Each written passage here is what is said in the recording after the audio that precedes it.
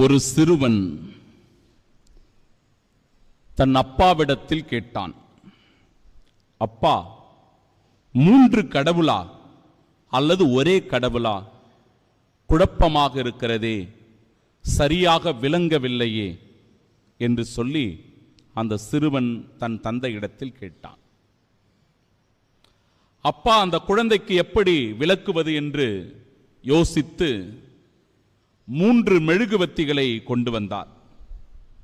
3 மெழுகுவத்திகளை வைத்து அந்த 3 மெழுகுதிரிகளையும் ஏற்றினார்.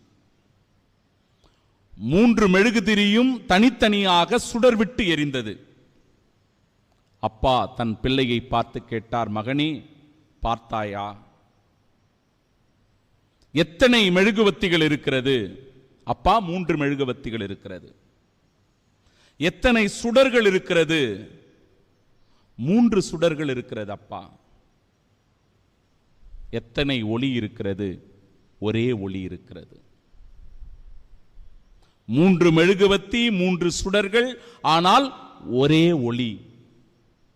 தந்தை, மகன், தூய ஆவி என்கிற 3 ஆட்களாக இருந்தாலும், செயல்பாட்டளவில் அவர்கள் 3 ஆட்களாக இருந்தாலும், ஒரே கடவுள்தான் மகனே என்று தன் பிள்ளைக்கு சொன்னாராம் அந்த தந்தை.